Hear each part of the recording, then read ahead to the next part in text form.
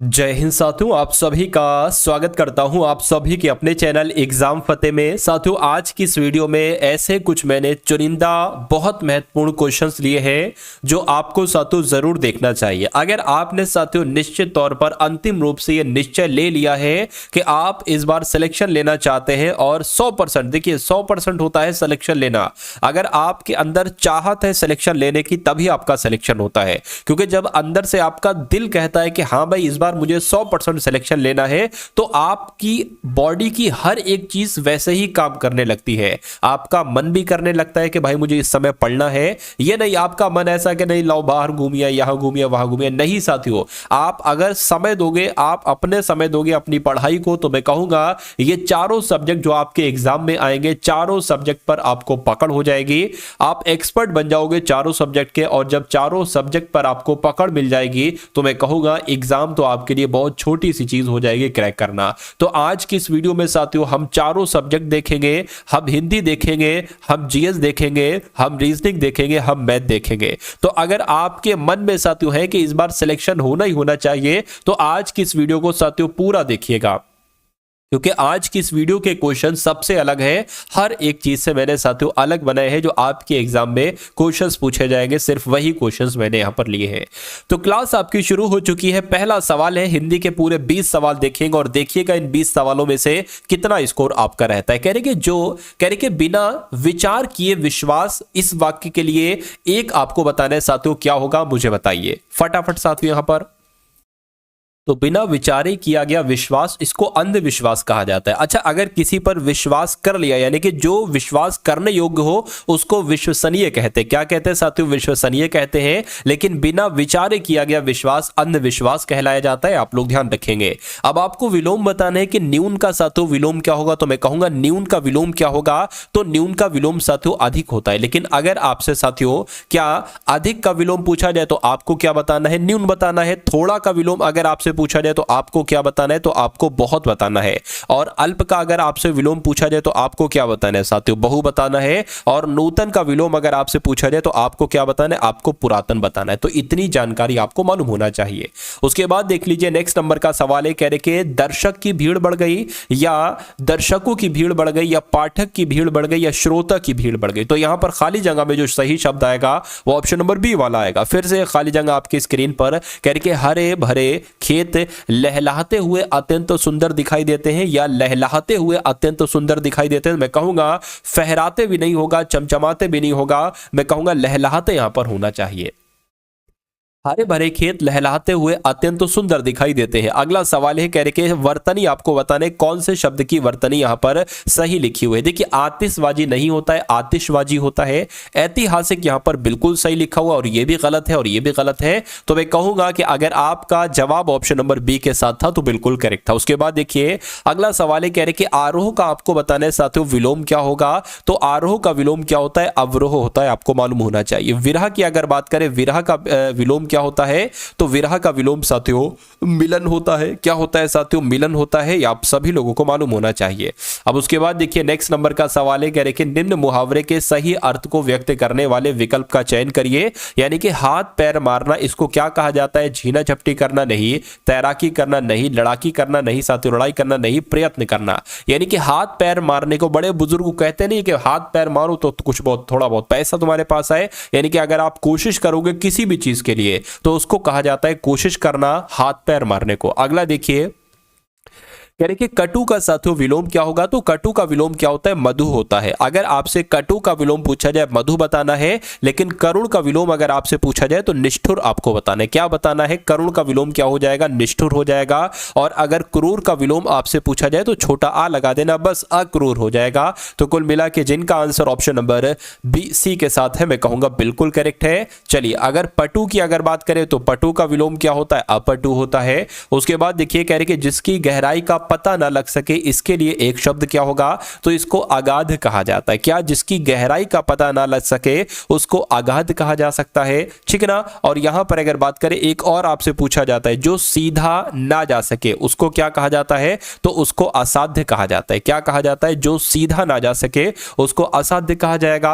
उसके बाद देखिए फिर से खाली जगह साथियों, एसएससी जीडी वाले जो आयोग है ना साथियों, जो परीक्षा आपकी तैयार करता है, उसके खाली जगह वाले क्वेश्चन बहुत फेवरेट है। वो क्वेश्चंस लेता है 2 से 3 सवाल साथियों, लेता है 2 से 4 सवाल हर एक शिफ्ट में। देखिए कह रही कि मैंने 1 वर्ष तक उनकी प्रतीक्षा की, तो मैं अब यहां पर अगर बात करें खाली जगह में क्या आएगा, मैंने 1 वर्ष तक उनकी प्रतीक्षा की, ये आएगा या करी आएगा? करी, निहारी भी नहीं, देखी भी नहीं, तो मैं कहूंगा यहां पर की ही आना चाहिए। यानी कि आंसर जिनका ऑप्शन नंबर ए है बिल्कुल करेक्ट है। हरे भरे खेत ये तो हो चुका है, लहलहाते इसका आंसर था ऑप्शन नंबर बी वाला। उसके बाद देखिए साथियों, मुर्गियों के दौड़ने की आवाज, अब खाली जगह में आपको बताने क्या आएगा, तो यहां पर खाली जगह में क्या पड़ पड़ पड़ आएगा, या साथियों अगर बात करें धड़ धड़। देखिए मुर्गियों के दौड़ने की आवाज खट खट खट पे नहीं होती है, लेकिन हाँ किड़किड़ किड़किड़ किड़ होती है। तो मैं कहूंगा कि सही जवाब आपका ऑप्शन नंबर डी के साथ जाएगा। उसके बाद देखिए कह रहे कि कलेजे का टुकड़ा, इस मुहावरे का मतलब क्या होता है, तो मैं कहूंगा जो बहुत ज्यादा प्रिय होता है, यानी कि अत्यधिक प्रिय को क्या कहा जाता है, कलेजे का टुकड़ा कहा जाता है। उसके बाद देखिए इस युग ठीक 12 बजे, या इस काल 12 बजे, या इस समय 12 बजे, या इस अवधि 12 बजे, तो मैं कहूंगा यहां पर समय आना चाहिए। और समय साथियों जिन्होंने भी चुना है, मैं कहूंगा आपका जवाब बिल्कुल सही हो जाएगा। अगला सवाल आपकी स्क्रीन पर साथियों, यहां पर अगर बात करें, देखिए एसएससी जीडी आपका एक जो टारगेट है एसएससी जीडी 2025 के एग्जाम को क्रैक करना। तो मैं आपसे कहूंगा कि देखिए मान लीजिए कोई अगर रेलवे की तैयारी कर रहा है, रेलवे में सिलेक्शन पाना है, तो रेलवे में जो 2-3 साल के पेपर होते हैं ना, वो उनको सॉल्व करते हैं। क्योंकि सबसे पहला काम आपको ये मालूम होना चाहिए कि भैया रेलवे पेपर पूछ कैसे रहा है, क्वेश्चंस कैसे पूछ रहा है। ऐसे ही साथियों जो आईबीपीएस की या जो यूपीएससी की तैयारी करता है, वो प्रीवियस ईयर क्वेश्चन पेपर देखता है कि किस टाइप के क्वेश्चन आ रहे थे। तो मैं कहूंगा साथियों कि आप एसएससी जीडी की तैयारी कर रहे हैं, तो आपको ये मालूम होना चाहिए कि एसएससी जीडी में आखिर कैसे क्वेश्चंस आते हैं। तो लास्ट जो एग्जाम आपके हुए थे, ठीक है ना, कुछ सालों के, तो मैं कहूंगा उनकी मैं आपको 20 पेपर दे रहा हूं, 20 पेपर का सॉल्यूशन साथियों मैं आपको दे रहा हूं, और विद सॉल्यूशन दे रहा हूं, यानी कि हल के साथ आपको दे रहा हूं। तो अगर आप इन 20 पेपर्स को देखते हैं, तो आपका देखिए मैथ के इसमें बहुत सारे क्वेश्चंस हो गए, वही 20-20-20 करके लगभग अगर हम बात करें तो 20 सेट है ना, और 20 क्वेश्चन मैथ के हैं, तो 400 मैथ के क्वेश्चन मिल जाएंगे। वो मिल जाएंगे जो आए हुए हैं, एसएससी के द्वारा पूछे गए हैं। 400 रीजनिंग के टॉप लेवल के वो कॉन्सेप्ट मिल जाएंगे जो आए हुए हैं, 400 जीके जीएस के, 400 हिंदी के। तो मैं कहूंगा ये पेपर आपको जरूर लगाना चाहिए, और इनका बहुत अच्छे से सॉल्यूशन तैयार किया गया है। तो ये आपको साथियों ये पूरी पीडीएफ, एक ही पीडीएफ में 20 पेपर विद सॉल्यूशन है, और क्वेश्चंस के जस्ट नीचे उसका आंसर है, मतलब सॉल्यूशन है पूरा अच्छे तरीके से, ठीक है ना। तो ये आपको सिर्फ और सिर्फ 45 रुपए में दिए जा रहा है। 45 रुपए आप साथियों 1-2 मिनट में खर्च कर देते होगे, ठीक है ना, तो उसका कोई फायदा नहीं है। अगर आप इस 45 रुपए को खर्च करके अगर आपका सिलेक्शन हो जाता है, तो मैं कहूंगा इससे अच्छी बात कोई नहीं है। तो साथियों डिस्क्रिप्शन में लिंक है एसएससी जीडी पीडीएफ का, उस लिंक पर आप क्लिक करेंगे तो आप हमारे व्हाट्सएप पर आ जाएंगे। वहां पर आपको एक क्यूआर कोड दिया जाएगा, उस क्यूआर कोड पर 45 का पेमेंट जब आप करेंगे और बताएंगे कि पेमेंट हो गया है, तो आपको ये पेपर्स विद सॉल्यूशन साथियों भेज दिए जाएंगे, ठीक है ना। और इसके साथ ही साथ करंट अफेयर की, यानी कि जनवरी से लेकर साथियों अक्टूबर तक की करंट अफेयर इंपॉर्टेंट क्वेश्चंस भी आपको दिए जा रहे हैं, और तकरीबन वो 1000 क्वेश्चंस हो गए। मैं कहूंगा उससे बाहर करंट अफेयर का एक सिंगल क्वेश्चन भी आपका नहीं जा सकता। तो इस पीडीएफ को जरूर लीजिएगा। देखिए अब इस सवाल की अगर बात करें, तो यहां पर गोचर का आपसे विलोम पूछा जा रहा है, तो गोचर का विलोम अगर आपने अगोचर बताया है तो बिल्कुल करेक्ट है। उसके बाद देखिए नेक्स्ट नंबर का साथियों सवाल है, आपके स्क्रीन पर देखिए इस सवाल को और बताइए सही जवाब क्या होगा कि अर्वाचीन का विलोम क्या होता है, बताइए। तो अर्वाचीन का साथियों विलोम क्या हो जाएगा, मैं कहूंगा प्राचीन हो जाएगा अर्वाचीन का विलोम। उसके बाद देखिए नेक्स्ट नंबर का सवाल है, यहां पर अगर साथियों हम लोग बात करते हैं कि कहाँ पर है, हाँ, दिल्ली की जामा मस्जिद ये विश्व ऐतिहासिक धरोहर में सम्मिलित हुए हैं। तो दिक्कत आपको बताना है साथियों कहाँ पर है। देखिए, सम्मिलित हुए हैं नहीं होना चाहिए, सम्मिलित हुई है होना चाहिए। यानी कि दिक्कत कहाँ पर है साथियों, मैं कहूँगा दिक्कत साथियों ये तीसरे वाले में है। तीसरे वाले में तो तीसरा वाला आपका राइट आंसर हो जाएगा। उसके बाद देखिए, वह जिसकी दृष्टि दूर तक जाए उसके लिए एक शब्द क्या होगा, तो मैं कहूँगा साथियों उसको तो दूरदर्शन कहा जाता है। क्या, उसको साथियों दूरदर्शन कहा जाता है जिसकी दृष्टि दूर तक जाए। तो इस प्रकार आपका right answer option number D के साथ जाएगा। अगला देखिए साथियों, पट्टी पढ़ाने का मतलब क्या होता है, संबंध खत्म करना नहीं, सहारा लेना नहीं, व्यर्थ बदनाम करना नहीं साथियों, बुरी सलाह देने को ही पट्टी पढ़ाना कहा जाता है। प्रमोद किसका पर्यायवाची है साथियों बताइए। तो प्रमोद की अगर बात करें, प्रमोद को हर्ष कहा जाता है। प्रमोद की अगर बात करें साथियों, इसके पर्यायवाची आमोद भी होता है। क्या होता है साथियों, यहां पर अगर बात करते हैं बड़ा आ बन जाएगा, आमोद कह यहां पर जा सकता है। उसके अलावा साथियों आनंद भी कहते हैं, क्या कहते हैं, आनंद भी कहते हैं। यहाँ पर आनंद हो गया, इसका एक पर्यायवाची आनंद हो गया। उसके अलावा साथियों अगर बात करें, आमोद हो गया, प्रमोद हो गया, आनंद हो गया, हर्ष भी कहते हैं। क्या कहते हैं, हर्ष। तो यहाँ पर साथियों लिखा हुआ है। तो कुल मिला के प्रमोद किसका पर्यायवाची है, तो हर्ष का पर्यायवाची। अब यहाँ पर साथियों तकरीबन 20 सवाल हम लोग देखेंगे पूरी सामान्य ज्ञान के, और सबसे टॉप लेवल के ये 20 सवाल होंगे। मैं कहूंगा यहां से अगर आप 20 सवालों को तैयार करते हैं तो आपके कई सारे क्वेश्चंस, आपको कम से कम कुछ क्वेश्चंस तो देखने को मिलेंगे आपके रियल एग्जाम में। कहने कि अकबर का मकबरा साथियों किस शहर में स्थित है, तो मैं कहूंगा अकबर का मकबरा तो आगरा में स्थित है। अगला देखिए, गोलकुंडा किला किस भारतीय राज्य में स्थित है, मुझे बताइए। देखिए, गोलकुंडा का किला कहां पर है अगर आपसे पूछे तो तेलंगाना आपको बताना है। उसी प्रकार अगर कुंभलगढ़ का किला आपसे पूछा जाए तो साथियों राजस्थान में स्थित है। लाल किला आपको पता है दिल्ली में स्थित है। ग्वालियर का किला ग्वालियर में ही स्थित है। आगरा का किला आगरा में स्थित है। यह आप सभी लोगों को मालूम होना चाहिए। उसके बाद देखिए, निम्नलिखित मस्जिदों में से किसका निर्माण मुगल सम्राट शाहजहां के द्वारा किया गया था। तो यहां पर दिल्ली की जो जामा मस्जिद है, दिल्ली की जामा मस्जिद का निर्माण किसके द्वारा किया गया था साथियों, शाहजहां के द्वारा किया गया था। यह आप सभी लोगों को मालूम होना चाहिए। उसके बाद देखिए साथियों अगला सवाल है, कह रहे कि एक बड़ी हलचल हुई, यानी कि कब एक बड़ी हलचल हुई आपसे पूछा जा रहा है कि कब एक बड़ी हलचल हुई जिसने ब्रिटिश साम्राज्य की नींव को हिलाकर रख दिया, और इसे अक्सर स्वतंत्रता का पहला युद्ध कहा जाता है। तो स्वतंत्रता का पहला युद्ध साथियों किसकी बात चल रही है, 1857 की क्रांति की बात चल रही है। तो 1857 आपका राइट आंसर हो जाएगा। गांधी जी ने किस एक्ट या किस अधिनियम के खिलाफ लड़ने और सत्याग्रह शुरू करने का फैसला किया था, तो मैं कहूंगा साथियों यहां पर आपका राइट आंसर रॉलेट एक्ट हो जाएगा। देखिए, रॉलेट एक्ट काला कानून कहलाया जाता है। क्या इसे कहा जाता है, इसको साथियों काला कानून कहा जाता है, और गांधी जी इसके खिलाफ थे क्योंकि इसके तहत किसी भी व्यक्ति को बिना किसी वजह बताए गिरफ्तार किया जा सकता था। चलिए, तो मैं कहूंगा गांधी जी ने साथियों रॉलेट एक्ट के खिलाफ लड़ने और सत्याग्रह शुरू करने का फैसला किया था। आंसर आपका ऑप्शन नंबर ए के साथ जाएगा। उसके बाद देखिए, कह रही कि रॉलेट एक्ट 1919 में निम्न में से किसे शामिल किया गया था। तो किसे शामिल किया गया था, भारतीय वस्तुओं पर प्रतिबंध नहीं लगाया गया था। इस पर सुनवाई के बिना अनिश्चितकालीन हिरासत में, बिल्कुल अनिश्चितकालीन हिरासत में ले लिया जा सकता था किसी भी व्यक्ति को, ठीक है। और प्रेस की सेंसरशिप से संबंधित ये एक तरीके से एक्ट था। तो आंसर आपका जाएगा बी के साथ। उसके बाद देखिए अगला सवाल है, कह रहे कि ब्रिटिश भारत के किस वायसराय ने भारतीय सांख्यिकी सर्वेक्षण कराया था। तो साथियों मैं कहूंगा लॉर्ड मेयो के द्वारा ही भारतीय सांख्यिकी सर्वेक्षण कराया गया था। अगला देखिए, 1793 में स्थायी बंदोबस्त लागू होने के समय बंगाल के गवर्नर जनरल कौन थे। तो मैं कहूंगा साथियों उस समय बंगाल के गवर्नर जनरल कौन थे, तो चार्ल्स कॉर्नवालिस थे। कौन थे साथियों, चार्ल्स कॉर्नवालिस थे। आंसर आपका जाएगा ऑप्शन नंबर सी के साथ। नेक्स्ट नंबर का सवाल है, यानी भारत के संविधान में भाईचारे की भावना किस देश से प्रेरित है, मुझे बताइए। तो मैं कहूंगा साथियों फ्रांस आपका राइट आंसर हो जाएगा, क्योंकि भाईचारे की भावना ये फ्रांस से साथियों प्रेरित है। चलिए,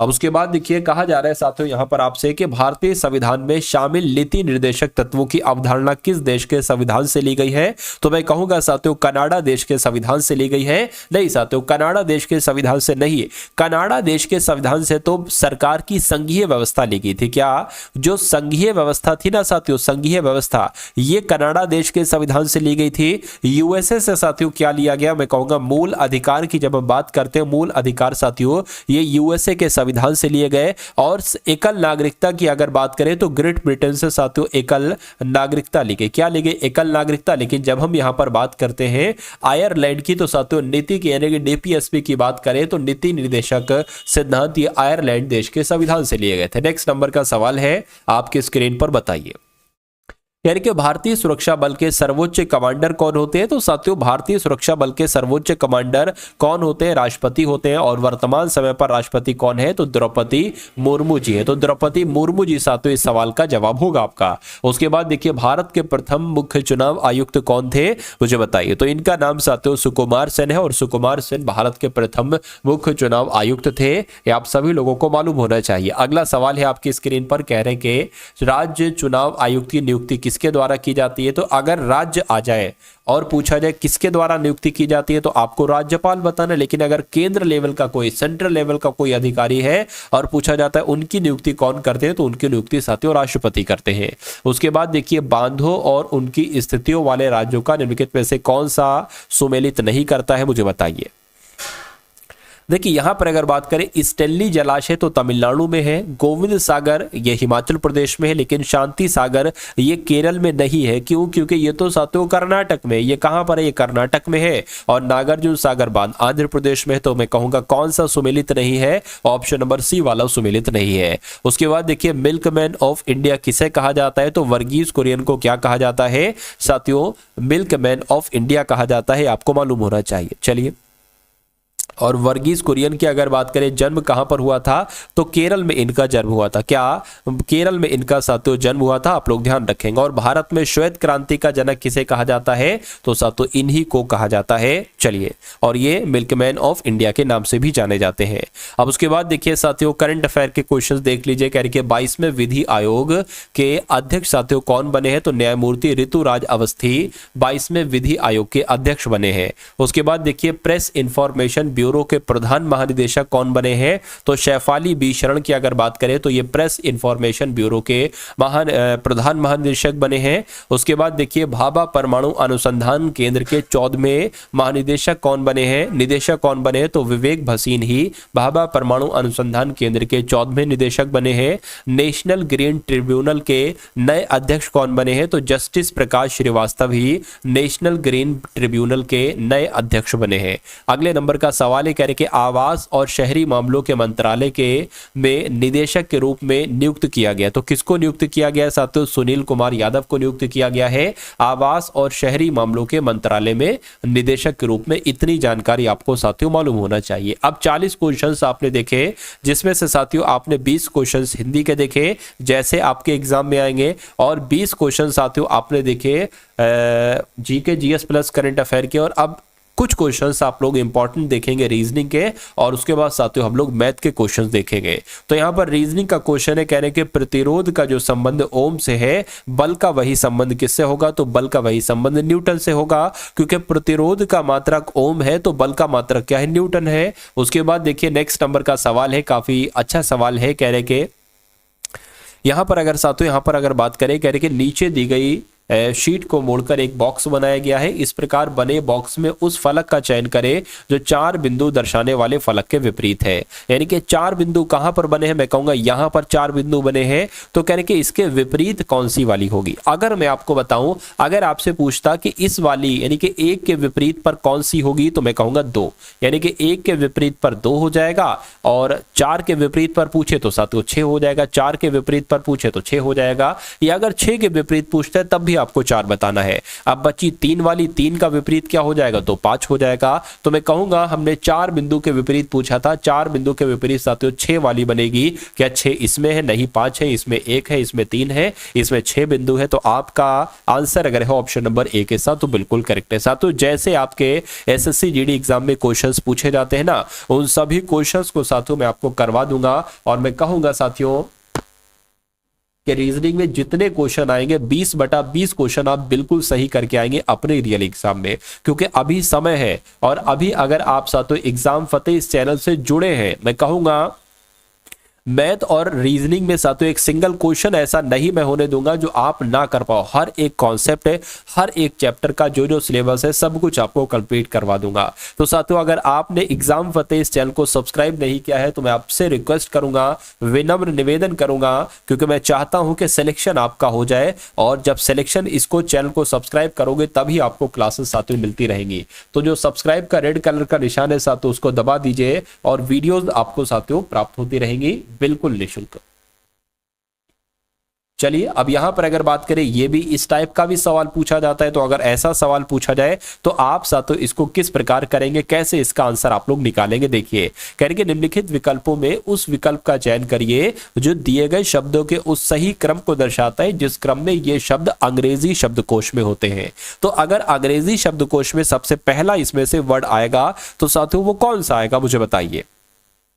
चलिए तो कौन सा आएगा, मैं कहूंगा देखिए STU तो सभी में लिखा हुआ है, STU इसमें भी है, इसमें भी है, इसमें भी, इसमें भी है। अब देखिए N पहले आता है या F, तो मैं कहूंगा F पहले आता है, ठीक है ना, F पहले आ जाएगा। F पहले आता है P, तो मैं कहूंगा F पहले आता है। F पहले आता है या M, तो मैं कहूंगा F पहले आता है। और यहां पर भी तो मैं कहूंगा 4 नंबर सबसे पहले आ जाएगा। उसके बाद साथियों क्या आएगा, P पहले आएगा, N तो N पहले आता है ना, लेकिन उससे पहले M आता है, तो मैं कहूंगा पहले कौन सा आ जाएगा इसमें से, ये वाला आ जाएगा, यानी कि 2 फिर 1 आ जाएगा। और उसके बाद साथियों क्या आ जाए, उसके बाद क्या आ जाएगा, अच्छा ये तो बाद में आएगा ना, तो 4 2 1 हो गया। उसके बाद साथियों 5 वाला आपका आ जाएगा और उसके बाद बचा हुआ 3 वाला आ जाएगा। तो 421 53 कहां पर लिखा हुआ है, 421 53 ऑप्शन नंबर बी में लिखा हुआ है, तो ये आपका बिल्कुल करेक्ट आंसर हो जाएगा। उसके बाद देखिए कह रहे के साथियों SO 2 बार खाली जगह है, यहाँ पर TAS है 2 बार फिर से खाली जगह, यहाँ पर ATA फिर से 2 बार खाली जगह, और NAT, ठीक है ना, क्या लिखा हुआ है साथियों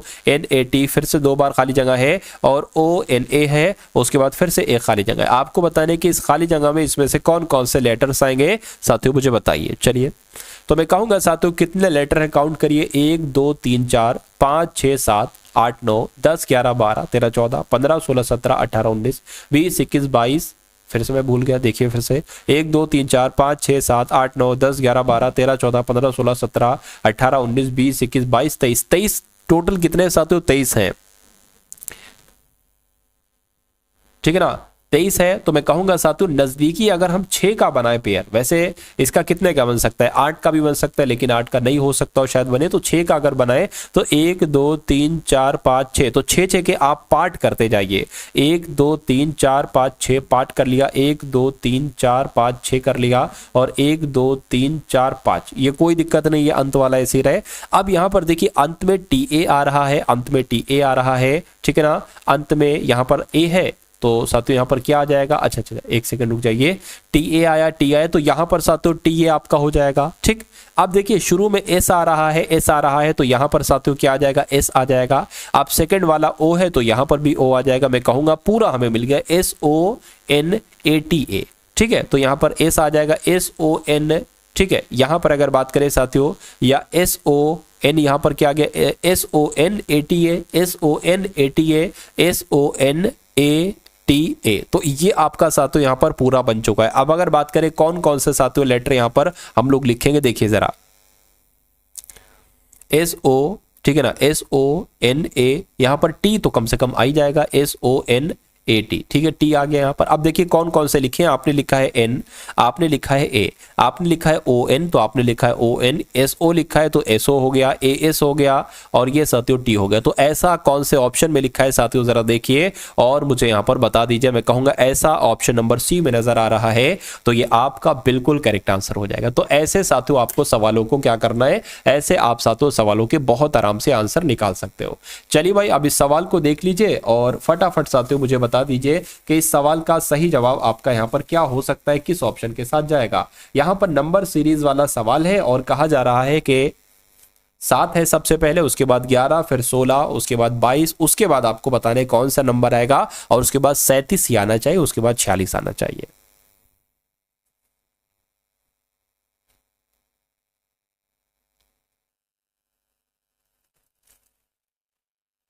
चलिए भाई तो यहाँ पर अगर बात करें इसको सबसे पहले ऐसे लिख लेते हैं। अभी हमें नहीं पता इसमें लॉजिक आखिर लगा क्या है, ठीक है, हम समझने की कोशिश करेंगे क्या लॉजिक लगा हुआ है। 37 आ गया और उसके बाद 46 आ गया। यहाँ से आप देखिए कि इसमें कितना बड़ा है और इसमें कितना बड़ा है। तो इसमें तो 4 प्लस हुआ, इसमें साथियों 5 प्लस हुआ, इसमें 6 प्लस हुआ है। तो बच्चा भी बता देगा इसमें 7 प्लस होगा, यानी कि 22 और 7 कितना हो जाएगा, मैं कहूंगा 29 हो जाएगा। क्या इसमें 8 प्लस करने पर 37 आता है? बिल्कुल साथियों, 29 में 8 प्लस करने पर 37 आता है। तो 29 आपका यहाँ पर बिल्कुल करेक्ट आंसर हो जाएगा। उसके बाद देखते हैं नेक्स्ट नंबर का सवाल है, कह रहे कि राजपाल और रामपाल 2 भाई हैं, ठीक है।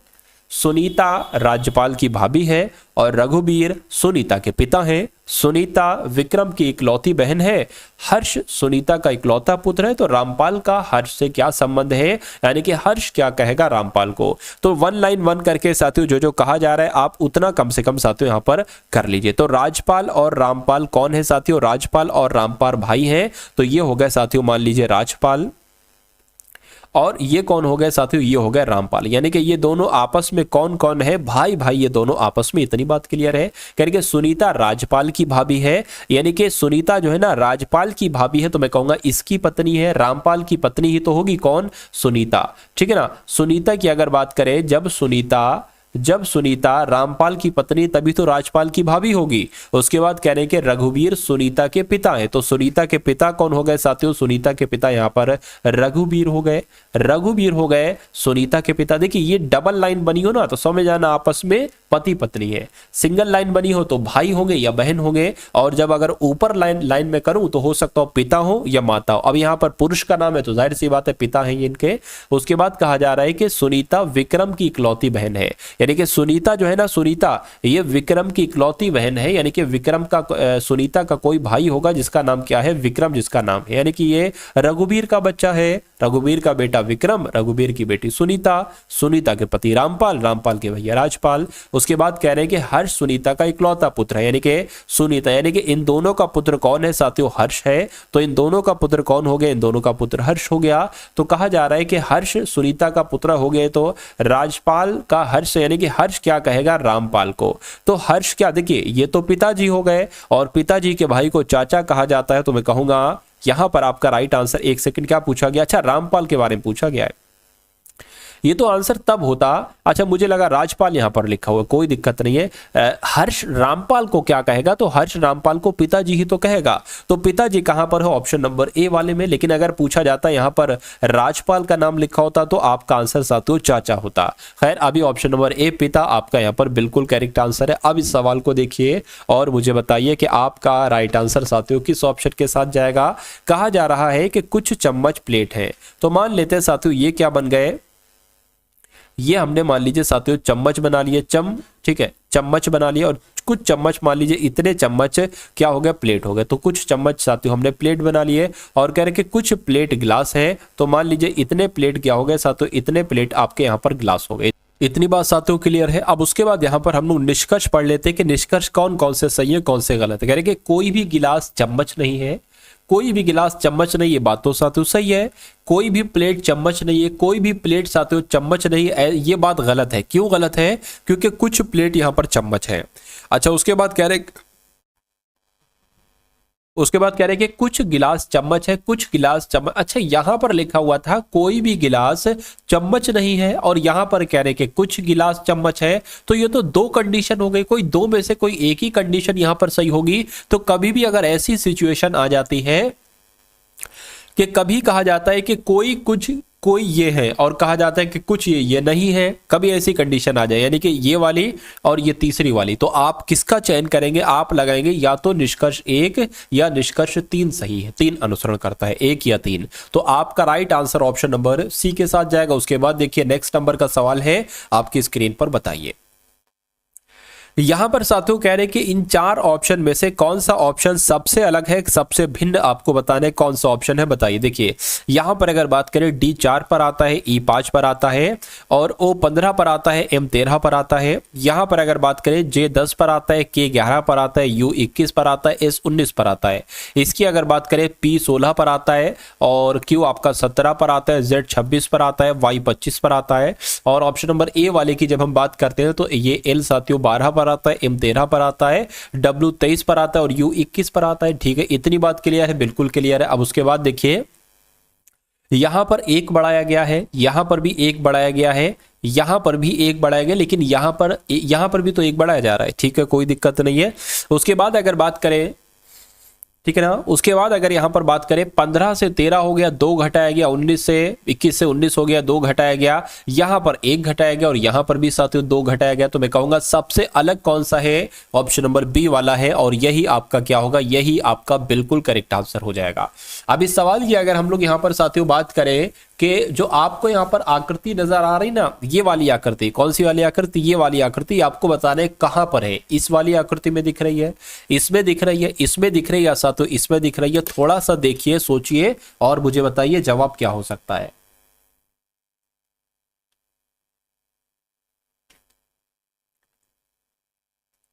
चलिए, तो क्या साथियों जवाब निकला यहां पर। अगर साथियों हम लोग थोड़ा सा अगर ध्यान देना तो मुझे तो सिर्फ और सिर्फ साथियों ये यहां पर दिख रही है। देखिए ये ऐसे करा, ये ऐसे करा और ये ऐसे किया, ठीक है ना। और यहां पर अगर बात करें ऐसे मिलना चाहिए, या एक काम करिए, देखिए देखिए देखिए ये आकृति ऐसे भी बन सकती है। कैसे बन सकती है ये, अगर इसको हम यहां से स्टार्ट करते हैं और यहां पर ले आते हैं और फिर यहां पर ले आते हैं और फिर यहां से लाके यहां पर जोड़ देते हैं, तो ये आकृति ऑप्शन नंबर ए में है, इसमें नहीं है, इसमें नहीं है, इसमें नहीं है। यानी कि आंसर जिनका ऑप्शन नंबर ए के साथ था, मैं कहूंगा कि आपका आंसर यहां पर बिल्कुल करेक्ट था भाई, बहुत बढ़िया, वेरी गुड क्लास। चलिए अगला सवाल है, कह रहे कि 15 से जैसे 225 बनाया गया वैसे ही 24 से साथियों यहां पर क्या बनाया जा सकता है। मैं कहूंगा 15 का स्क्वायर कितना होता है, 224 होता है, सॉरी 225 होता है। यानी कि 15 गुणा 15 जब आप कराओगे तो कितना निकलेगा, 225 निकलेगा। उसी प्रकार 24 का स्क्वायर की जब हम बात करते हैं, यानी कि 24 गुणा 24 साथियों कितना होता है,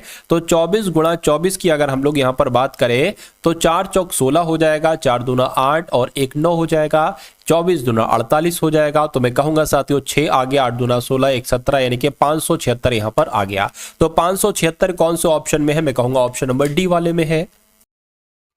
उसके बाद देखिए नेक्स्ट नंबर का सवाल है साथियों, यहां पर अगर बात करें, क्या यहां पर अब लॉजिक आपके सामने लग रहा है, कैसे यहां पर साथियों क्या हो सकता है, एक बार देखिए। कह रहे कि 5 + 8 को करके 14 बना दिया गया, 9 + 6 को करके 21 बना दिया गया, 4 + 10 को करके 13 बना दिया गया है। तो 7 + 2 को करके क्या बनाया जा सकता है, मुझे बताइए। देखिए यहां पर अगर साथियों हम लोग बात करते हैं कि अगर हम साथियों क्या 5 की गुणा कर दे 2 से और इस 8 का आधा कर दे, आधा कितना हो जाएगा साथियों, 4 हो जाएगा। तो 5 दूना 10 और 4 14 हो गया।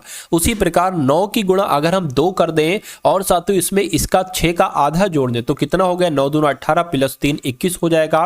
उसी प्रकार इसकी भी गुणा अगर हम 2 से कर दें तो कितना आ जाएगा, 7 दूना 14 और हम इसमें 1 जोड़ दें तो कितना हो जाएगा, 15 हो जाएगा।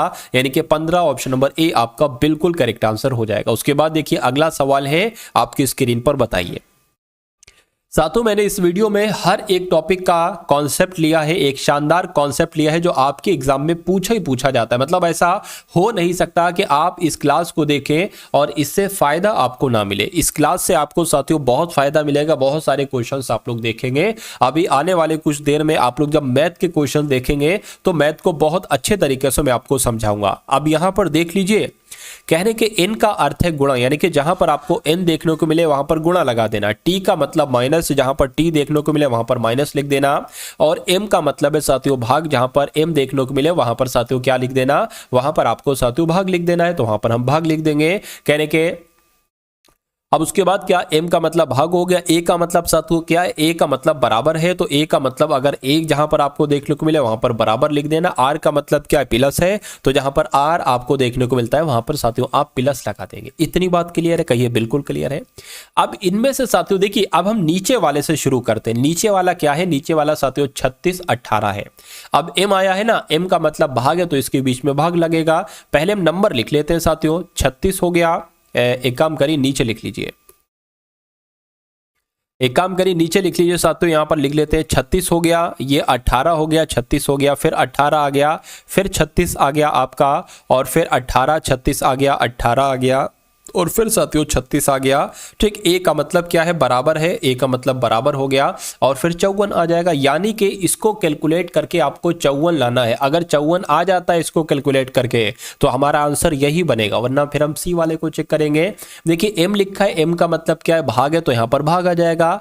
एन लिखा है, एन का मतलब साथियों क्या है, गुणा है, तो यहां पर गुणा आ जाएगा। आर का मतलब क्या है, आर का मतलब साथियों प्लस है, तो प्लस आ गया। और फिर टी का मतलब क्या है साथियों, टी का मतलब माइनस हो, तो माइनस आ गया। अब इसको कैलकुलेट करिए, 18 दूना 36 यानी कि 2 गुणा 36 आ गया, प्लस 18 आ गया, माइनस 36 आ गया, बराबर 54 आना चाहिए। इसको कैलकुलेट करके 18 दूना कितना हो जाएगा, 72 हो जाएगा, प्लस 18 माइनस 36, देखिए जरा 72 और 18 साथियों कितना होता है, 8 9 यानी कि 90। 90 में से 36 जाता है तो कितना बचता है, 90 में से जब 36 जाएगा तो साथियों 4 और 5 यानी कि 54 बचेगा। मैं कहूंगा कि यहां पर क्या हो गया है, 54 बराबर 54 हो गया है, यानी कि ऑप्शन नंबर डी वाला आपका बिल्कुल सही हो जाएगा। सी वाले को चेक करने की जरूरत ही नहीं पड़ी।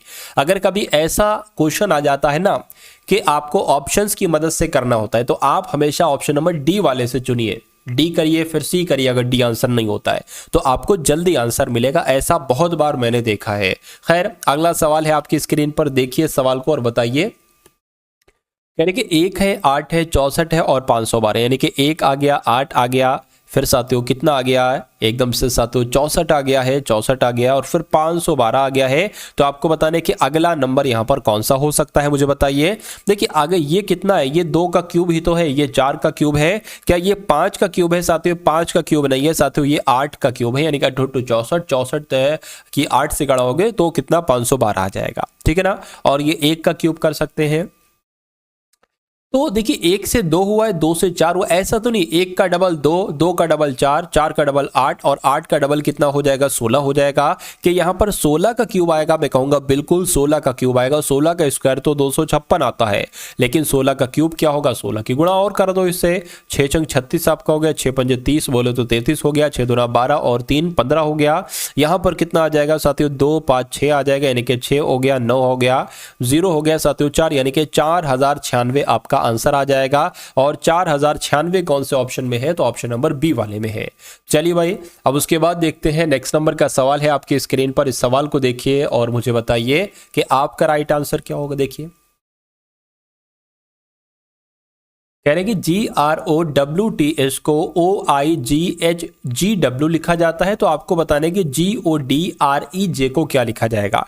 अब यहां पर अगर बात करें साथियों, देखिए ये G 7 पर होता है, ये 15 हो गया, ये R से साथियों 9 हो गया, ये O से कितना हो गया साथियों, O से G हो गया। तो थोड़ा सा कुछ समझ में नहीं आ रहा है, लेकिन कोई दिक्कत नहीं, हम कोशिश करते हैं साथियों इसको समझने की। कह रहे कि G है, फिर R है, फिर O है, फिर W है, फिर T है, फिर H है, उसके बाद O है, I है, G है और H है और साथियों G है, उसके बाद W है। इतनी बात क्लियर है, कहिए बिल्कुल क्लियर है। अब यहां पर अगर बात करें साथियों, देखिए ये G यहां पर आ गया, ये O यहां पर आ गया, ये W यहां पर आ गया, ये H यहां पर आ गया, ठीक है ना। इतनी बात क्लियर है, सही लिखा हुआ सब मैंने, HGW। अच्छा कोई दिक्कत नहीं है। देखिए अब यहां पर अगर बात करें साथियों कि R का, ठीक है, अच्छा मैं आपको एक चीज बता देता हूं, ये शर्ट हो गया, यानी कि एस का अपोजिट लेटर होता है एच और आई का अपोजिट लेटर होता है आर, आर का अपोजिट लेटर होता है ए। जैसे कि ए का अपोजिट लेटर जेड होता है, बी का अपोजिट लेटर वाई होता है, ऐसे ही आई का अपोजिट लेटर आर होता है।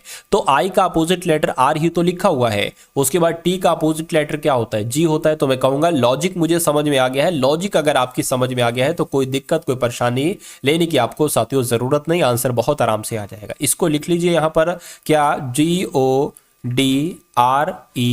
यहां पर आ जाएगा, ठीक है ना। अब यहां पर अगर साथियों बात करें, देखिए 1 2 3 4 5 6, यानी कि ये D यहां पर आ जाएगा, ये G यहां पर आ जाएगा। और O का अपोजिट क्या होता है पता, LOVE। देखिए L का अपोजिट O, O का अपोजिट E, L, ठीक है। तो यहां पर L आ जाएगा, मैं कहूंगा DLG कहां पर लिखा हुआ है, यहां पर लिखा हुआ है। इसकी बात करें तो J यहां पर, R यहां पर, E का अपोजिट क्या होता है, देखिए जरा E का अपोजिट V, यानी कि V यहां पर हो जाएगा। तो JVR भी यहां पर लिखा हुआ है, यानी कि आंसर अगर ऑप्शन नंबर डी के साथ है आपका तो बिल्कुल करेक्ट आपका आंसर हो जाएगा। अगला देखिए आपकी स्क्रीन पर है साथियों, देखिए और मुझे बताइए कि आपका सही जवाब यहाँ पर क्या हो सकता है। क्या कहा जा रहा है साथियों, कह रहे कि BER है, EAT है, WHV है। तो आपको बताने कि यहाँ पर कौन से 3 लेटर आ सकते हैं और उसके बाद NOZ ही आना चाहिए। तो मैं कहूँगा साथियों यहाँ पर क्या क्या बढ़ा, देखिए B होता है 2 पर, E होता है 5 पर, ठीक है, 2 से 5 हो गया, 3 बढ़ाया गया, 5 से 8 हो गया है, 3 बढ़ाया गया। तो यहाँ पर जब हम साथियों 3 बढ़ाएंगे तो कितना आना चाहिए, K आना चाहिए। K एक तो इस ऑप्शन में, एक इस ऑप्शन में, E 5 पर होता है, A 1 पर होता है, यानी कि 4 घटाया गया है। A से W हुआ यानी कि 4 घटाया गया, तो ये W 23 पर होता है, इससे 4 घटाएंगे तो मैं कहूँगा 19 आ जाना चाहिए, और 19 पर होता है S, और S कहाँ पर लिखा हुआ है, KS है। तो KS आपका ऑप्शन नंबर D में लिखा हुआ है, तो यही आपका बिल्कुल करेक्ट आंसर हो जाएगा। अब उसके बाद देखिए अगले नंबर का सवाल है, कहने के 6 मित्र हैं, उत्तर दिशा की ओर अभिमुख हैं। क्या साथियों कितने मित्र हैं, 6 मित्र की यहाँ पर बात की गई है, और किस दिशा की तरफ देख रहे हैं, ये उत्तर की दिशा की तरफ देख रहे हैं। मोहन पश्चिम छोर पर बैठा है, तो मैं कह सकता हूं कि 6 पंक्ति हो गई, 1 2 3 4 5 6, तो 6 लोगों की जगह हमने बैठने के लिए बना ली। कहने के मोहन पश्चिमी छोर पर बैठा है, ये है पूर्वी छोर, ये है पश्चिमी छोर। तो क्या लिखा हुआ है साथियों, मेहर की अगर बात करें तो साथियों मेहर आपका यहां पर बैठा हुआ है, ठीक है। निधि केवल सिया के बाईं ओर बैठी है, ठीक है, यानी कि निधि की अगर बात करते हैं ना साथियों, निधि केवल सिया के बाईं ओर बैठी है। अंश और निधि के बीच में 2 व्यक्ति बैठे हैं, गौरव और मेहर के बीच में 1 व्यक्ति बैठा है। देखिए यहां पर कहा गया है कि निधि जो है ना, निधि ये सिर्फ सिया के बाईं ओर बैठी है और किसी के बाईं ओर नहीं बैठी है, यानी कि साथियों सिया यहां पर बनेगी, सिया यहां पर बनेगी और निधि यहां पर आ जाएगी, क्योंकि कहा गया है साथियों, क्या यहां पर अगर बात करें, कहा गया है कि केवल निधि जो है ना, ठीक है ना, यानी कि निधि केवल सिया के बाईं ओर बैठी है और किसी के बाईं ओर नहीं बैठी। इसका मतलब ये सिया सबसे अंत में होगी और यहां पर निधि होगी। चलिए उसके बाद कहने के अंश और निधि के बीच में 2 लोग हैं, यानी कि 1 2, तो अंश की पोजीशन यहां पर हो जाएगी, यहां पर हो जाएगी। उसके बाद क्या कहा जा रहा है साथियों, उसके बाद देख लीजिए क्या कहा जा रहा है कि अंश और निधि के बीच में 2 व्यक्ति बैठे, गौरव और मेहर के बीच में 1 व्यक्ति बैठा है। तो गौरव यहां पर आ जाएगा, गौरव आपका यहां पर आ जाएगा। अब देखिए मेहर हो गया, अंश हो गया, गौरव हो गया, बचा कौन साथियों, बचा कौन, 6 मित्र थे ना, 1 ही मित्र बचा है। तो गौरव और मेहर के बीच में 1 व्यक्ति बैठा है, रक्षित अंश के दाईं ओर बैठा है, यानी कि रक्षित जो है ना, रक्षित अंश के दाईं ओर बैठा है। पूर्व से तीसरे स्थान पर कौन बैठा है, देखिए अंश के दाईं ओर तो वैसे गौरव बैठा है, लेकिन ये नहीं कहा गया है साथियों, ये भी हो सकता है दूसरे स्थान पर बैठा है रक्षित, गौरव के अंश के दाईं ओर बैठा है, तो हम साथियों रक्षित को यहां पर बैठा सकते हैं बिल्कुल। तो पूछा ये जा रहा है पूर्व से तीसरा कौन है, तो पूर्व से तीसरा तो साथियों रक्षित है, तो रक्षित आपका और हमारा बिल्कुल सही जवाब हो जाएगा। उसके बाद देखिए साथियों नेक्स्ट नंबर का सवाल है, तो यहां से साथियों आपके सामने मैथ के क्वेश्चन शुरू हो चुके हैं। तो मैथ के इस क्वेश्चन को देखिए और मुझे बताइए कि साथियों इस क्वेश्चन का राइट आंसर आपका क्या हो सकता है। कह रहे कि 1 वर्ष की शुरुआत में एक शहर की जनसंख्या कितनी साथियों, 8,50,000 थी। पहले वर्ष में जनसंख्या में 12% की 1000 की दर से वृद्धि हुई। यहां पर ध्यान दीजिएगा 12% की दर से वृद्धि नहीं लिखी है, 12/1000 की दर से साथियों वृद्धि यहां पर लिखी हुई है। और अगले वर्ष 1% की दर से जनसंख्या में कमी आई, तो 2 वर्ष के अंत में जनसंख्या कितनी हो जा सकती है, ये आपसे यहां पर पूछा जा रहा है। ये क्वेश्चन बहुत टॉप लेवल का है साथियों। देखिए अब इसकी अगर बात करते हैं साथियों, यहां पर अब आपका कैसे क्या हो सकता है ये हमें देखना है। जनसंख्या कितनी है साथियों, ठीक है, 8,50,000 जनसंख्या कितनी है साथियों, 8,50,000 जनसंख्या है। तो अगर बात करें यहां पर अगर बात करें, अगर लिखा होता साथियों कि 12% की दर से वृद्धि हुई है, तो यहां पर सिंपल सा 112% 100 लिख देते। लेकिन अगर कभी भी आपसे कहे 12% प्रति 1000 की दर से वृद्धि हुई, तो यहां पर साथियों 1012 आ जाएगा और बटे में साथियों 1000 आ जाएगा। उसके बाद कह रहे कि 1% की दर से कमी हुई है, तो मैं कहूंगा 99% यहां पर आ जाएगा। ये बात क्लियर है। अब इन 3 जीरो से ये 3 जीरो कैंसिल हो जाएंगे, इस 1 जीरो से ये 1 जीरो कैंसिल हो जाएगा, जाएगा, नीचे 10 बचा है तो 5 दूना 10 हो जाएगा, 5 एकम 5, 5 सत्ते 35 हो जाएगा। अगर इसको 2 से कट करेंगे तो 2 पंजे 10, 0 2 छंग 12 आ जाएगा, यानी कि अब आपका आंसर जो आएगा 17 गुणा 506 गुणा 99 आएगा। अगर हम इसको साथियों देखिए, एक तो काम आप ये कर सकते हैं, इसको आप फटाफट साथियों कैलकुलेट कर लीजिए, या मैं आपको साथियों कैलकुलेटर से इसको कैलकुलेट करके बता देता हूं साथियों, ठीक है ना। तो कितना आ सकता है साथियों, 8,51,000 आ सकता है, 8,51,598 आ जाएगा। इसकी आप गुणा कैसे करेंगे साथियों, पहले चाहना 17 की गुणा 500 ना 6 से कर लेना, फिर उससे की गुणा 99 से कर लेना।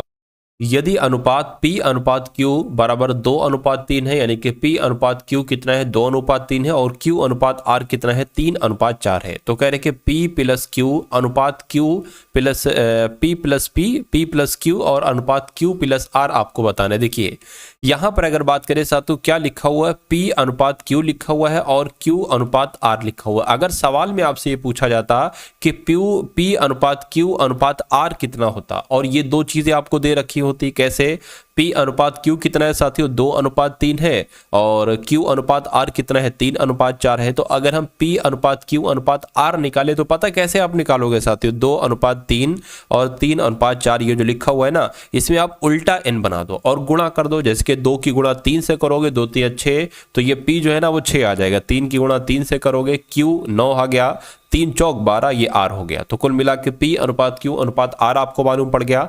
अब आपसे कह रहे हैं कि P प्लस Q को जोड़ो, तो अगर P प्लस Q को जोड़ देते हैं तो कितना आ जाता है साथियों, 15 आ जाता है, और Q प्लस R को जोड़ देते हैं तो कितना आ जाता है साथियों, 21 आ जाता है। तो मैं कहूंगा 15:21 लिखा है, नहीं लिखा है, इसको 3 से जरा कट करो, 3 पंजे 15 हो गया, 3 सत्ते 21 हो गई। देखो क्या 5:7 लिखा हो, बिल्कुल लिखा हुआ है, आंसर आपका जाएगा ऑप्शन नंबर ए के साथ। अगला देखिए, यहां पर कहा जा रहा है कि यदि 5 आरोही क्रम वाले क्रमिक विषम पूर्णांकों का औसत कितना है। अगर 11 है तो उनमें से अंतिम 3 संख्याओं का औसत कितना होगा, आपसे पूछा जा रहा है। देखिए अगर 5 क्रमिक विषम संख्याएं हैं तो हम कह सकते हैं, मान लीजिए एक संख्या x हो गई, दूसरी संख्या क्या हो जाएगी, x प्लस 2 हो जाएगी, तीसरी संख्या x प्लस 3 हो जाएगी, 5 बताया गया है। उसके बाद साथ सॉरी यहां पर 4 आ जाएगी, ठीक है, कितनी आ जाएगी साथियों, यहां पर 4 आ जाएगी, हाँ 4 आ गई, और अगली क्या हो जाएगी, x प्लस 6 हो जाएगी, फिर x प्लस 8 हो जाएगी,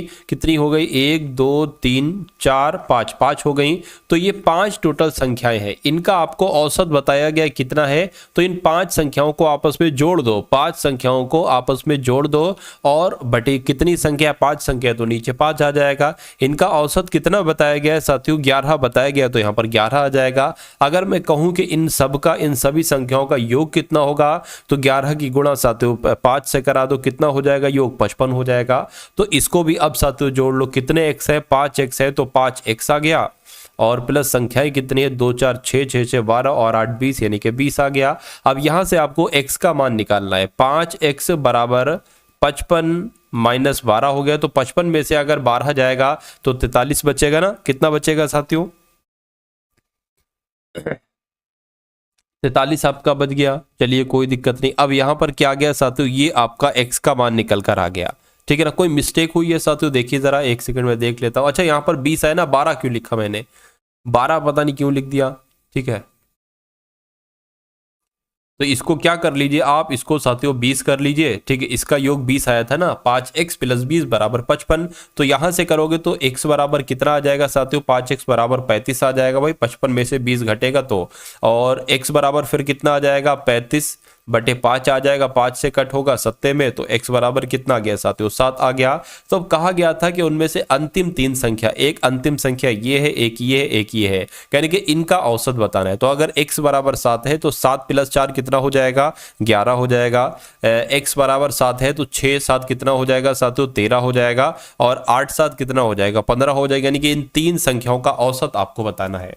तो इनको सबसे पहले साथियों आप जोड़ लीजिए, कितना आ जाएगा, ये आपका कितना आ गया साथियों, 5 3 8, और एक आपका 9 आ गया, और एक एक एक यानी कि 3 39 आ गया बटे 3, 3 एकम 3 3 तिया 12, यानी कि औसत साथियों कितना आया, औसत आपका जो आया वो 13 आया। तो इस प्रकार 13 आपका यहाँ पर जो होगा वो बिल्कुल करेक्ट आंसर होगा, और जिनका भी आंसर ऑप्शन नंबर डी के साथ है, मैं कहूँगा बिल्कुल करेक्ट आपका आंसर है। चलिए भाई, अब उसके बाद देख लीजिए नेक्स्ट नंबर का सवाल है आपकी स्क्रीन पर। कह रहे हैं कि एक व्यक्ति को एक वस्तु 7281 रुपए में बेचने पर 10% की हानि होती है। देखिए, इसका मतलब ये है कि 10% की जब हानि हो रही है तो उसको 90% में बेचा जा रहा है, और जब 90% में बेचा जा रहा है तो 7281 रुपए की वो वस्तु बेची जा रही है। अगर मैं आपसे कहूं कि इसको उस दाम पर बेचा जाए जिस दाम पर नुकसान भी ना हो और फायदा भी ना हो, यानी कि वो वैल्यू 100% की होगी, तो इसका अगर 100% हम निकालें ना तो 90 ये इसके नीचे आ जाएगा और 100 से हम गुणा कर देंगे। ठीक, लेकिन यहां पर अगर बात करें, कह रहे कि 10% का लाभ प्राप्त करने के लिए इस वस्तु को कितने रुपए पर बेचना चाहिए। जब साथियों 90 इसके नीचे आ जाता है ना तो ये 1% की वैल्यू हो जाती है। ये अब 1% की वैल्यू हो गई। अब आपको 10% लाभ के साथ बेचना है, यानी कि 110% पर बेचना है, तो साथियों 110 यहां से गुणा हो जाएगी। इतनी बात क्लियर है? बिल्कुल क्लियर है, ठीक है ना। पहले जब हमें 100% की वैल्यू निकाल रहे तो 100 से गुणा कर रहे थे, अब 110 की निकाल लीजिए क्योंकि 10% के लाभ के साथ बेची जा रही है।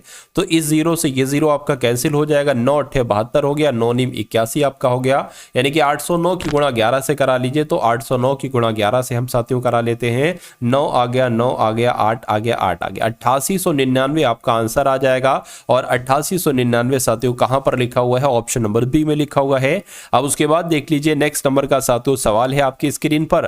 कहने के वह छोटी से छोटी संख्या बताइए जिसे 1014 में जोड़ने पर ऐसी संख्या प्राप्त हो जिसे 3 4 5 6 से विभाजित करने पर कोई भी शेष प्राप्त ना हो। देखिए, सबसे पहले हमें करना पड़ेगा 3 4 5 6 का साथियों एलसीएम ज्ञात करना पड़ेगा। तो किसका? 3 4 5 6 का एलसीएम साथियों ज्ञात कर ले, यानी कि 2 से कट करे साथियों 3 ऐसे लिख देंगे, 2 दूना 4, 5 आ गया, 3 आ गया, यानी कि 2 से कटेगा साथियों ये कट जाएगा। अब 3 से जो कटेगा एक ये कट जाएगा, बचा 5 5 एक बार और लेंगे, ये कट गया पूरा।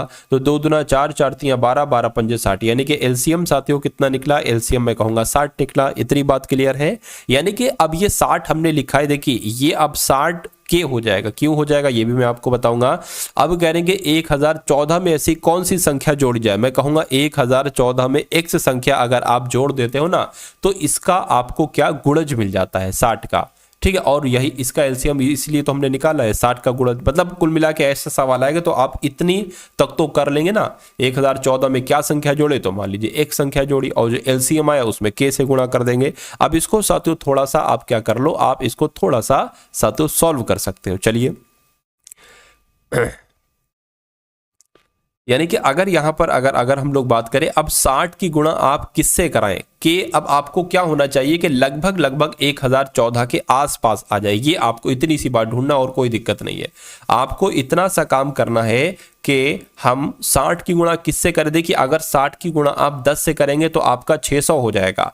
उसी प्रकार 60 की गुणा अगर 20 से करेंगे तो ये तो 1200 हो जाएगा, लेकिन 1200 से हमें कम करना है। तो मैं कहूंगा साथियों क्या 60 की गुणा 17 से करें तो हो पाएगा? ठीक है ना, ये भी एक बार हम लोग देख लेते हैं साथियों। 6 से गुणा कर लीजिए, ठीक है, 6 36 6 7 42 हो गया, 6 कम 6 यानी कि 102 हो जाएगा, मतलब 120 हो जाएगा। तो अगर हम साथियों इसकी गुणा 17 से करा दे कितना आ जाएगा? 1020 आ जाएगा। और ये कितना आ गया? 1014 है। अगर हम साथियों अब हमें x में कितना प्लस करना पड़ेगा? 6 ही तो प्लस करना पड़ेगा, ठीक है ना। यानी कि अगर 1014 में कौन सी ऐसी संख्या जोड़े, यानी कि 6 संख्या अगर हम जोड़ दे तो वो संख्या 3 4 5 6 से विभाजित हो जाएगी। तो मैं कहूंगा साथियों, मैं क्या कहूंगा साथियों, मैं कहूंगा साथियों 6 आपका यहां पर बिल्कुल करेक्ट आंसर हो जाएगा। ये तरीका साथियों आपको अपनाना, इससे बहुत आराम से भी हो जाएगा, बहुत जल्दी भी हो जाए, लेकिन थोड़ा सा दिमाग आपको इसमें लगाना होगा। उसके बाद देखिए नेक्स्ट नंबर का साथियों सवाल है आपकी स्क्रीन पर। कह रहे कि यदि किसी पुस्तक का मूल्य 250 रुपए है, कितना है साथियों? 250 रुपए है। यदि पुस्तक पर दी गई क्रमिक छूट 10% और 15% और 20% की है तो कुल छूट ज्ञात कीजिए। यानी कि कुल छूट के बारे में आपसे यहां पर पूछा जा रहा है। तो कोई दिक्कत नहीं है साथियों, कैसे इस सवाल को करेंगे ये मैं आपको बतला देता हूं। अब देखिए, अगर आपसे ये मूल्य ना भी दिया होता कि सिर्फ आपसे ये दिया होता कि किसी वस्तु को किसी मूल्य पर बेचा जाता है, उस पर 10%, 15% और 20% की छूट दी गई, तो बताइए अगर कुल छूट दी गई तो कितनी की बराबर होगी। ठीक है, तो इसको साथियों एक सूत्र मैं आपको बतला देता हूं, x + y, ठीक है ना, x + y माइनस एक्स गुणा वाई बटे 100, इसकी मदद से साथियों हम करेंगे। अब देखिए यहाँ पर साथियों 10 हो जाएगा, ये एक्स वाई क्या है, ये 10 और 15 वाई हो जाएगा, ठीक है। यानी कि यहाँ पर 15 आ जाएगा, माइनस 10 गुणा कितना आ जाएगा, 15 आ जाएगा, बटे 100 आ जाएगा। ये तो कितना हो जाएगा, ये तो आपका 25 हो जाएगा। इसकी बात करें साथियों, ये कट गया 5 तियां और 5 दूना, यानी कि मैं कहूँगा यहाँ पर कुछ इसको अगर कट करेंगे तो 1.5 ही तो आ जाएगा, बिल्कुल 1.5 आ जाएगा। तो 1.5 इसमें से साथियों आप जब घटाओगे तो कितना आपके सामने बचेगा, 23.5 बचेगा। यानी कि 23.5% इन दोनों छूटों की एकल छूट कितनी निकली है, 23.5% निकली है। तो ये आप लोग ध्यान रखेंगे कितना, 23.5% आप लोग साथियों ध्यान रखेंगे कि दो छूटों को हमने करा तो 23.5% की छूट निकली। अब कह रहे हैं कि 20% और इसमें अगर छूट बढ़ा दी जाए तो इसको अब हम 23.5 को x मान लेंगे और इसको y मान लेंगे, यानी कि प्लस में साथियों 20% आ जाएगा, माइनस 23.5% गुणा 20 बटे यहाँ पर क्या आ जाएगा, 100 आ जाएगा। इस पॉइंट को हटाएंगे साथियों 0 यहाँ पर बढ़ जाएगा, ठीक है ना। 20 से कम 20 कितने हो जाएंगे, 5, यानी कि 50 आ जाएगा। अगर 50 से कैंसिल कर लेगा 5 से कम 5 हो जाएगा, ठीक है ना। और इसको अगर कट करें 5 चौक 20 हो जाएगा, 5 सत्ते 35 हो जाएगा। अब इसको साथियों जब आप प्लस करेंगे तो मैं कहूँगा साथियों कितना आ जाएगा, 43 आ जाएगा। 43.5 माइनस इसको अगर कट करें तो 4.7, यानी कि 0 हटाया तो और पॉइंट यहाँ पर लगा देंगे। अब 43 में से 4.7 आपको घटाना है, 43 में से कितना आपको घटाना है साथियों, इतना आपको घटाना है, घटा लीजिए। इधर से 1 ले लेंगे तो ये आपका कुल मिला के 42 हो जाएगा और ये 15 हो जाएगा। 15 में से साथियों 7 जाएगा, ठीक है ना। तो कितना बचेगा, 8 बचेगा। तो यहाँ पर हम 8 लिख लेते हैं, ठीक है ना, इतना 8 लिख लेते हैं। 42 में से 4 जाएगा तो मैं कहूँगा 38 बचेगा, यानी कि 38.8% ये कुल छूट है, इसकी, इसकी और इसकी। तो तरीका आप समझ गए ना कैसे निकालना है, कि अगर 3 छूट आपको दी जाए और कहा जाए इनकी एक कुल छूट कितनी होगी, तो पहले इसको x मानना है, इसको y मानना है, इसको x y मानकर ऐसे करके निकाल लेना है। कितनी निकली थी, 23.5 निकली थी। अब ये x हो जाएगा और उसके लास्ट वाली ये y हो जाएगा। तो x और y इस सूत्र से साथियों निकालेंगे तो आप क्या कर लेंगे, आप साथियों यहां पर करा लेंगे, ठीक है ना। इतनी बात क्लियर है तो बहुत अच्छी बात है। चलिए भाई, अब उसके बाद देखते हैं नेक्स्ट नंबर का साथियों सवाल है। आपकी स्क्रीन पर इस सवाल को देखिए और मुझे बताइए आपका राइट आंसर यहां पर किस ऑप्शन के साथ जाएगा। चलिए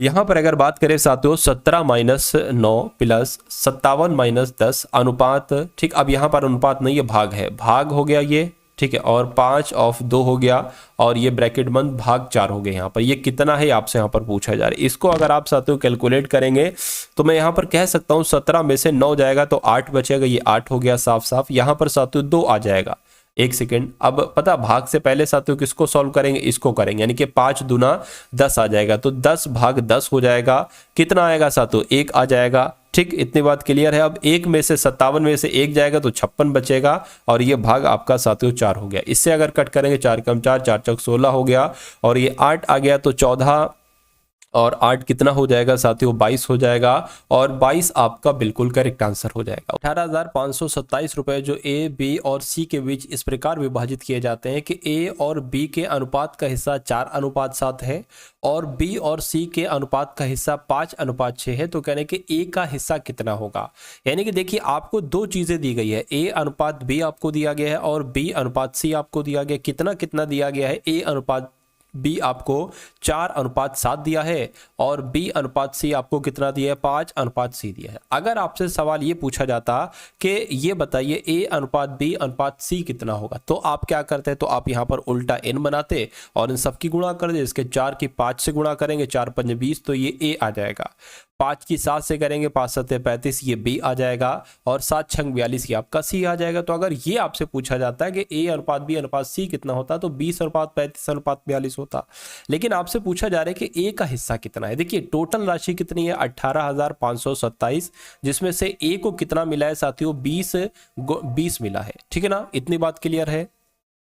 उसके बाद देखिए साथियों, अब यहां पर आपको क्या लिखना है, इन तीनों नंबर का साथियों जोड़ आपको लिखना है। तो ये कितने हो जाएंगे, 2 5 7 हो जाएंगे और 4 3 7 8 9, यानी कि 97 हो गया। तो बस आपको इसको कैलकुलेट करना है, आपको ए का हिस्सा मालूम पड़ जाएगा साथियों। 97 की भाग आपको करा लेता, तो 97 मैंने यहाँ पर लिख दिया और 8527 मैंने यहाँ पर लिख दिया। अब 97 एकम 97 हो जाएगा, 97 दूना तो ज़्यादा हो जाएगा ना, इसलिए 97 एकम 97 हो गया। 185 में से 97 घटाओ तो 5 में 7 जा नहीं सकता, 1 ले लेंगे, 15 में से 7 जाएगा तो 8 बचेगा। अब यहाँ पर साथियों कितना आ जाएगा, 8 आ जाएगा, 8 बचेगा, ठीक है ना। अब यहाँ पर ये वाला साथियों 2 उतार लेते हैं। अब 97 की गुणा किससे करेंगे, 882 के आसपास आ जाए। अगर 97 की गुणा 10 से करते हैं साथियों तो यहाँ पर 970 हो जाएगा, जो ज़्यादा हो जाएगा। अगर 97 की गुणा 9 से करे, 10 से तो ज़्यादा हो जाएगा, 9 से करे तो 7 नीम आपका 63 हो जाएगा, 9 नीम 81 और बोले तो ये 87, यानी कि 873 हो चुका है। कितना, 97 नीम 873 हो गया है। अब साथियों इसको आप दोनों को घटा दो कि 12 में से साथियों 3 जाएगा तो 9 बचेगा, यहाँ पर 0 कुछ नहीं बचा। अब ये 7 है, 7 उतार लो तो 97 एकम कितना हो जाएगा, 97 हो जाएगा। मैं कहूँगा 191 बचेगा, यानी कि अगर इसको कट करते तो 191 आता है। बस अब इसकी गुणा इससे करा लो, यानी कि 191 की गुणा 20 से करा लो, जो आ जाएगा 2, 18 आ जाएगा और 3 यानी कि 3820 आ जाएगा। और 3820 कहाँ पर लिखा हुआ है, ये ऑप्शन नंबर ए में लिखा हुआ है। तो आपका आंसर अगर है ऑप्शन नंबर ए तो मैं कहूँगा बिल्कुल करेक्ट है। अब उसके बाद देखिए साथियों नेक्स्ट नंबर का सवाल है आपकी स्क्रीन पर। आपसे पूछा जा रहा है कि एक धनराशि है जिसको ए अनुपात बी अनुपात सी अनुपात सी अनुपात डी में जो 5 अनुपात 2 अनुपात 4 अनुपात 3 के अनुपात में बांटा गया है, यदि, ठीक है ना, क्या लिखा हुआ है साथियों यहाँ पर अगर बात करें, यानी कि यदि ए को डी से 1000 अधिक मिली है, तो एक काम ये करिए साथियों, ए अनुपात बी अनुपात सी कितना है, ए अनुपात बी अनुपात सी अनुपात डी कितना यहाँ पर दे रखा है, 5 2 क्या 5 2 4 और 3 दे रखा है। यानी कि ए को डी से 1000 अधिक मिलते हैं। देखिए ये अगर 5x है, मान लीजिए ये 5x है, ये 2x है, ये 4x है और ये 3x है, ठीक है। कह रहे कि अगर ए को डी से कितने अधिक मिलते हैं, 1000, लेकिन यहाँ पर ए जो है ना डी से कितना अधिक है, तो मैं कहूँगा 2x अधिक है। तो कह रहे हैं कि 1000 अधिक मिलते हैं, यानी कि 2x की वैल्यू 1000 है, तो x की वैल्यू कितनी हो जाएगी साथियों, 500 हो जाएगी, ठीक है ना। तो कह रहे हैं कि सी को कितने रुपए मिले, अरे भाई सी को 4x रुपए मिले हैं, x बराबर 500 है, तो 4 गुणा 500 आपका कितना हो जाएगा, कितना हो जाएगा साथियों, मैं कहूँगा 5 चौक 20 यानी कि 2000 हो जाएगा। तो 2000 साथियों आपका बिल्कुल सही जवाब हो जाएगा। उसके बाद देखिए अगला सवाल है और ये साथियों अंतिम क्वेश्चन है आपका आज की इस वीडियो का। चलिए तो कह रहे हैं कि वो छोटी से छोटी संख्या ज्ञात कीजिए जिसमें 2495 जोड़ दिया जाए तो योगफल 6 4 3 से पूरी तरीके से साथियों विभाजित हो जाए, ये कुछ नहीं है। तो सबसे पहले साथियों हमें क्या निकालना पड़ेगा, हमें 6 4 3 का h, ठीक है ना, एलसीएम निकालना पड़ेगा। तो 6 4 3 का अगर एलसीएम हम निकाले, 2 से कट करें 2 तियां 2 दूना और 3 आ गया, 2 से एक बार और कट होगा और 3 से कट होगा, 2 4 4 तियां 12, यानी कि साथियों एलसीएम कितना निकल रहा है, एलसीएम यहाँ पर 12 निकल रहा है, ठीक है ना। इतनी बात साथियों क्लियर है, बिल्कुल क्लियर है। अब देखिए क्या करिए, कह रहे कि 2495 वो छोटी से छोटी संख्या ज्ञात कीजिए जिसमें 2495 जोड़ने पर 4 6 3 से पूरी तरीके से विभाजित हो जाए। तो अब हम साथियों 12 की भाग देंगे 2495 से। ये 12 कहां से आए, एलसीएम निकाला, इसको साथियों देखिए, ठीक है ना। अगर यहां पर हम लोग बात करें साथियों 12 दूना कितना हो जाएगा, 24 हो जाएगा, ठीक, इतनी बात क्लियर। अब 95 यहां पर आ गया और अब यहाँ पर अगर बात करें साथियों देखिए 2 नंबर एक साथ उतारे ना तो 0 उतारेंगे यहाँ पर, 12 5 60 12 6 72 12 7 84 12 98 कितना हो जाएगा साथियों, 96 हो जाएगा। ये तो -1 यहाँ पर बचा है, कितना बचा है साथियों, -1 यहाँ पर बचा है। तो मैं कहूँगा वो छोटी से छोटी संख्या -1 ही हो जाएगी। यानी कि अगर साथियों ये 2494 हो जाती है तो ये 4 6 3 से पूरी विभाजित हो जाएगी। तो वो छोटी से छोटी संख्या 1 है जिसको अगर 2495 में से साथियों यहाँ पर घटा दिया जाए तो 4 6 3 से पूरी विभाजित हो जाएगी। ये आपका साथियों बिल्कुल करेक्ट आंसर हो जाएगा भाई, बहुत बढ़िया, वेरी गुड क्लास। तो कैसी लगी साथियों आपको ये क्लास, एक बार कमेंट सेक्शन में जरूर बताइएगा। उसके अलावा आपके लिए एसएससी जीडी की साथियों पीडीएफ 2024 एग्जाम को करने के लिए तैयार हो चुकी है, जिसका लिंक साथियों आपको डिस्क्रिप्शन में मिलेगा। 20 सेट्स होंगे, Hindi GK GS reasoning math के विद सॉल्यूशन होंगे। मैं कहूंगा साथियों अगर इस पीडीएफ के सभी क्वेश्चंस को आप लगा लेते हैं तो आपका 65 से 70% पेपर आपको यहीं से देखने को मिलेगा। तो सिर्फ और सिर्फ 45 रुपए में वो पीडीएफ आपको दी जा रही है। डिस्क्रिप्शन डिस्क्रिप्शन में लिंक है एसएससी जीडी पीडीएफ का, उस लिंक पर आप क्लिक करेंगे तो आप हमारे व्हाट्सएप पर आ जाएंगे। वहां पर आपको एक क्यूआर कोड दिया जाएगा, उस क्यूआर कोड पर 45 का पेमेंट करके आप उस पीडीएफ को बहुत आराम से ले लेंगे। ठीक है साथियों, चलिए तो इस वीडियो को लाइक कीजिएगा, वीडियो में प्यारे से कमेंट के माध्यम से बताइएगा ये क्लास आपको कैसी लगी, और इस एग्जाम फतेह चैनल को अगर सब्सक्राइब नहीं किया तो तुरंत साथियों सब्सक्राइब कर लीजिए। मिलते हैं हम सभी लोग आने वाली वीडियो में। जय हिंद साथियों।